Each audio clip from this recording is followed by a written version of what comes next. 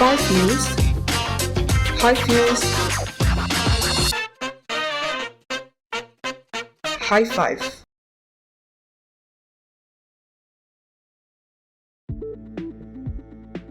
Hai sahabat Kompas.com, High Five kembali lagi dengan berita dan informasi terpopuler hari ini. Dan inilah 5 berita terpopuler edisi 16 September 2025.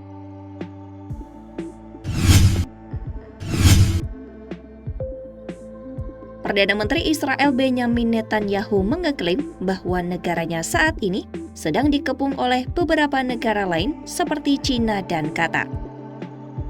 Pernyataan ini ia sampaikan dalam pertemuan dengan 250 legislator dari seluruh 50 negara bagian AS di Yerusalem. Ia menuduh kedua negara tersebut mengatur serangan terhadap legitimasi Israel di media sosial Barat dan Amerika Serikat. Dalam pernyataannya, pada Senin 15 September 2025, Netanyahu menyatakan Israel akan melawan tekanan itu dengan kekuatannya sendiri. PM Israel itu menuding upaya ini didukung oleh Iran yang berusaha mengepung Israel secara militer dan melemahkan posisinya di dunia internasional.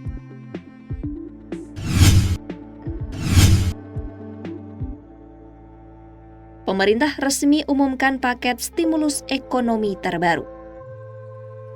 Stimulus ini dijuluki paket stimulus ekonomi 8+4+5. Dalam konferensi pers pada Senin 15 September 2025, Menteri Koordinator Perekonomian Erlangga Hartarto menjelaskan rinciannya. Paket ini terdiri dari 8 program akselerasi yang masuk dalam prioritas 2025.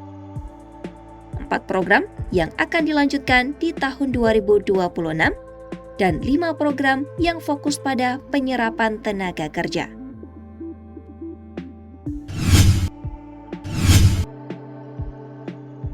Emir Qatar Sheikh Tamim bin Hamad Al Thani melontarkan kecaman keras terhadap Israel dalam pidato pembuka KTT Darurat Arab Islam di Doha.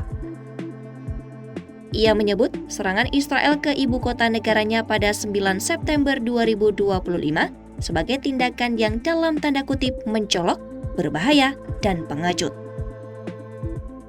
Sheikh Tamim juga mengatakan rakyatnya dan dunia internasional terkejut atas agresi Israel itu.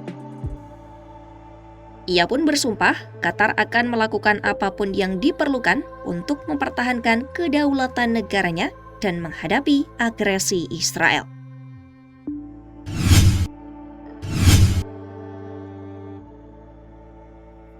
Konferensi tingkat tinggi Organisasi Kerjasama Islam atau KTT OKI di Doha, Qatar pada Senin 15 September 2025 menjadi sorotan dunia.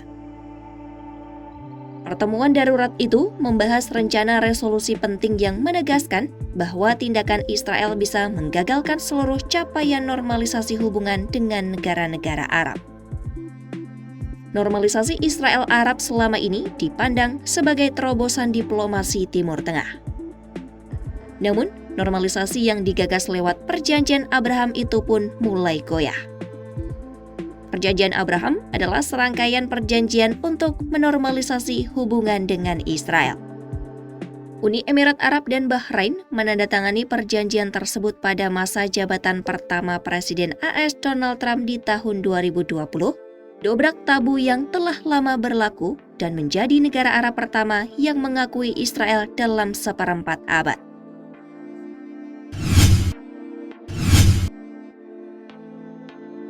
Presiden Iran Masoud Pezeshkian mendesak negara-negara Arab dan Islam untuk mengisolasi Israel setelah serangan ke Qatar pekan lalu. Seruan itu disampaikan Pezeshkian saat berpidato dalam KTT Darurat di Doha, Qatar pada Senin 15 September 2025. Pezeshkian menegaskan genosida yang dilakukan Israel tidak bisa dihentikan hanya lewat kata-kata. Menurutnya, cara yang tepat untuk menghentikan agresi Israel adalah dengan mengisolasi negara tersebut. Pezeshkian mengatakan pasokan senjata ke Israel harus dihentikan dan para pemimpin negara tersebut harus diminta pertanggungjawaban. Itu tadi 5 berita paling populer hari ini. Kompas.com, jernih melihat dunia.